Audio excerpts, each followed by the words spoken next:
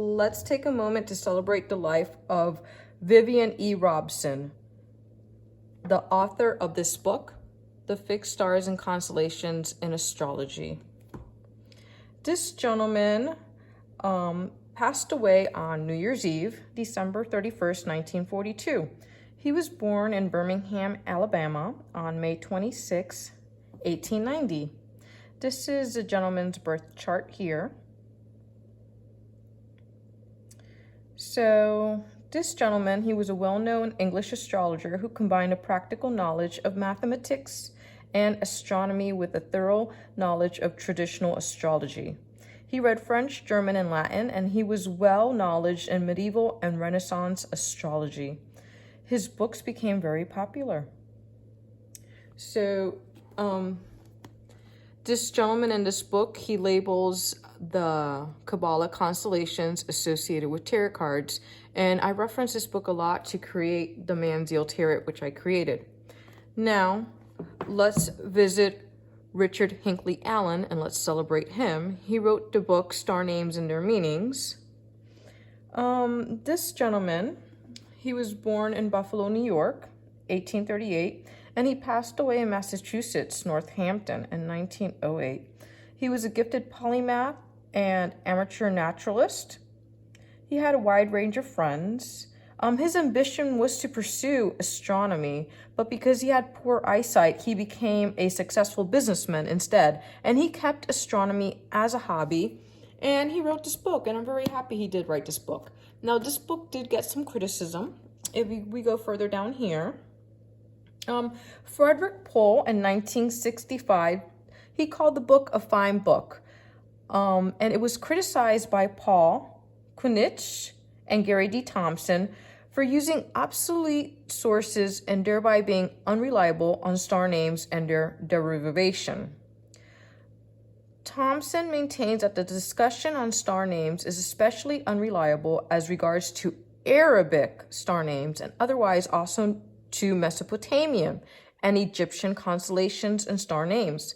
He says that the book is most accurate in explaining Greek and Latin star names. So that's good to know. So now let's play here with these lunar mansions. We're going to go here to page 236. And this is just what Vivian E. Robson writes about the lunar mansions, okay? He says the first mansion being taken to be Al-Thuraya, he said it's for general good fortune and happiness. The second one in Aldebaran is for revenge, separation, enmity, and ill will. The third one is for royal and official favor and good entertainment. The fourth one is to procure love between two people. And the fifth one is to obtain every good thing. The sixth one in the constellation Cancer is for victory and war. Here we're visiting the constellation of Leo. The seventh one here at the head is to cause infirmities. The eighth is to facilitate childbearing and to cure illness. The ninth is for fear, reverence, and worship. The 10th is for separation of lovers. Here we have the constellation Virgo. The 11th is for agreement of married people. The 12th is for separation and divorce. The 13th is for friendship and goodwill.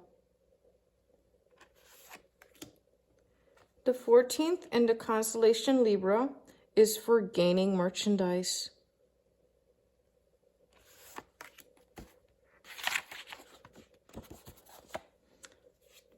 Here we're visiting the constellation of Scorpio. 15 is against thieves and robbers. 16 and on Taurus is against fevers and venomous creatures. 17th is to facilitate birth. Here we're visiting the constellation of Sagittarius. I have updated this card now. This card has been updated. The 18th is for hunting. 19th is for destruction of someone. We're visiting the constellation here of Capricorn. The 20th is for security of runaways.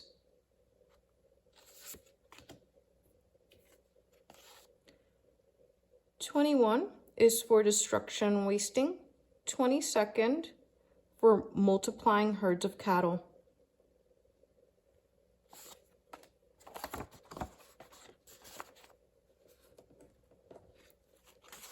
Here we have 23. Oop, where is 23? Oops, sorry. Go back to Aquarius. Forgive me. 23 is preservation of trees and harvest.